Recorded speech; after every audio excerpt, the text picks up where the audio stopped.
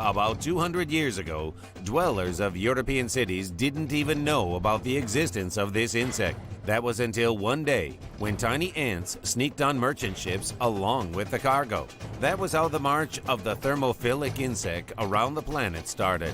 It was called Pharaoh's because it was first discovered during the excavations of the Egyptian pyramids. In the middle of the 19th century, the Pharaoh ant moved from hot Egypt to England. And from there, with goods and luggage, it traveled to settle down on all 5 continents. Red ants live in our forests as well, but the difference between the two species, forest and household insects, is huge. The red forest ant is twice the size of the household one. This gives the small Pharaoh's ants an advantage in populating any, even the most cramped, urban premises. Forest ants are famous for their outstanding construction abilities. They erect anthills up to 2 meters high. The household ants aren't notable for any creative activity. They don't build anthills. But on the other hand, having adapted to life in urban conditions, they show fantastic resourcefulness in choosing a place for residence. For Pharaoh's ants to create a new anthill, it's enough to find a small groove in the wall, a crack in the floor, or a nook under furniture cover. The main thing they need is a secluded place, that is, a dark one, where, if possible, light doesn't go. And a place where it's humid. That's because all ants need humidity. What I mean is that they need to breathe there, in a moist environment. Therefore, they will find any moist, dark place. Naturally, the further and deeper it is from any noise, vibrations, and various irritants, the better it'll be for them. Red forest ants eat pests in the forest, thereby protecting it from parasites, while household dwellers consume everything, destroying not only the edible products in the kitchen, but also toothpaste, soap, even shoe polish. If the colony is large, that is, quite developed in size already, then in general, they can afford to eat something not so suitable, let's say. What I mean is that in future, if one of them dies, they'll simply understand that this cannot be eaten, and pretty much most of them will still be alive. They survive even in austere conditions. Pharaoh's ants are capable of going without food for up to 8 months. Moreover, these city six-legged workaholics, in contrast to their forest congeners, don't fight for territory.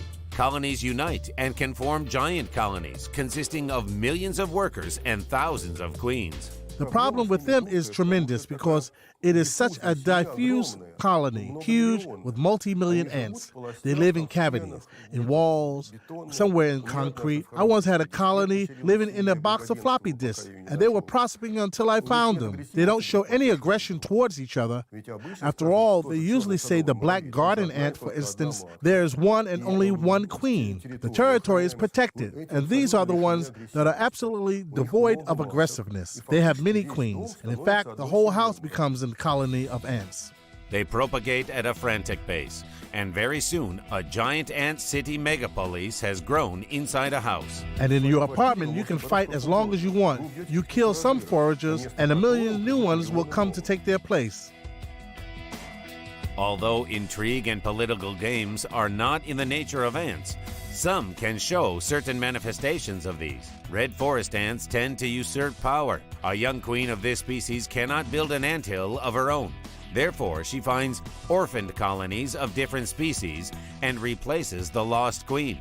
In this case, the ants of the enslaved colony serve the alien queen properly until the queen's offspring replaces them. But for the red urban ant, the reproducing female ant is not at all the queen. Workers can easily kill her if she doesn't meet their expectations or send her away to a neighboring anthill. If you're lucky to catch one of these queens and kill it, the colony won't die because of it. They'll have 40 more queens, which will reproduce just as well.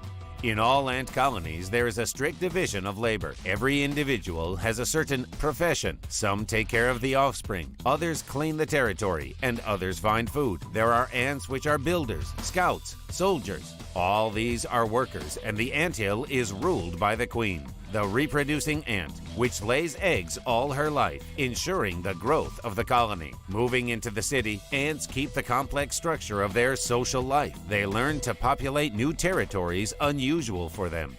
For example, here's the black garden ant. You think a completely wild species, and then you see ants getting out from cracks into the asphalt. This is because the warm asphalt is just perfect for them to build their anthiops and heat them with the sun rays. Where in the wild, where are they going to find such flat stones which are so good? And here's asphalt. Welcome. Another thing is that, of course, they are crushed by passerbys, but somehow they find places where they can live.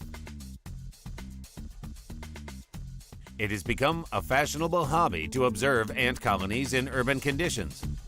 Small anthills are placed in hermetic transparent plastic containers. People create the atmosphere favorable for ants and observe how the ant colony grows and develops.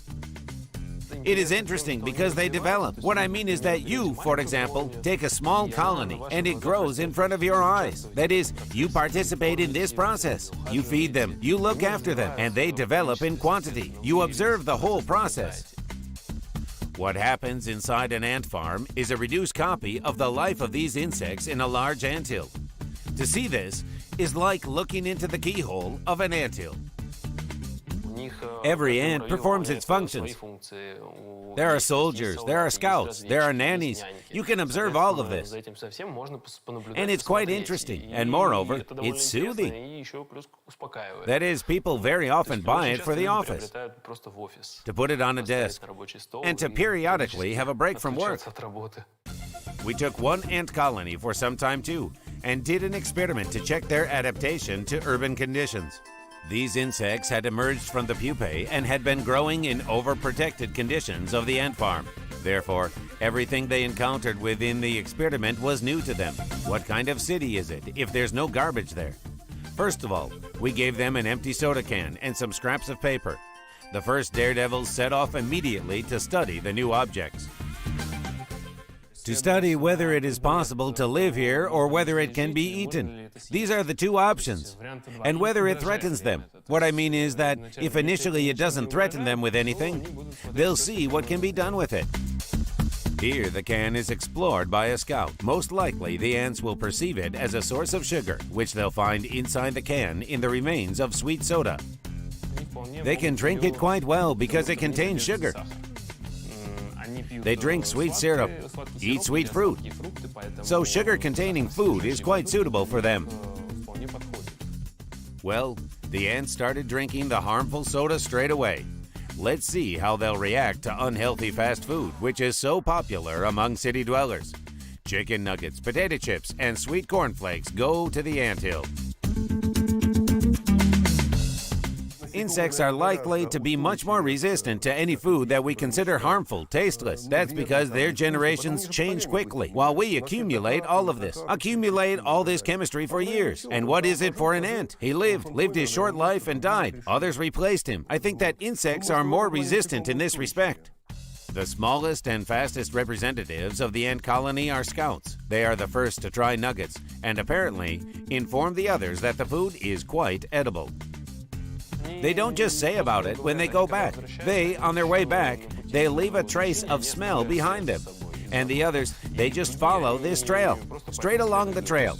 Even if the trail is meandering, they won't get confused. They won't get lost. They'll come straight to the food, though they've never been there. There are more and more ants near the nuggets. Apparently, they like this kind of food. Some even bite off quite large chunks and take it with them. Perhaps it'll take it to the anthill, because not all ants go out to eat. It's only a certain part of the ants that leave the anthill. There are two options. Either they store food in themselves and, going back, feed the others who don't go out. This is usually nannies, the queen itself, that is, they are inside. And they don't leave the anthill when there is no urgent need for it. Accordingly, here they either eat to the full or take a piece right there inside the anthill. And there, accordingly, will be able to give it to those ants that are inside. And now a bigger ant joins the feast. Most likely, it's a soldier.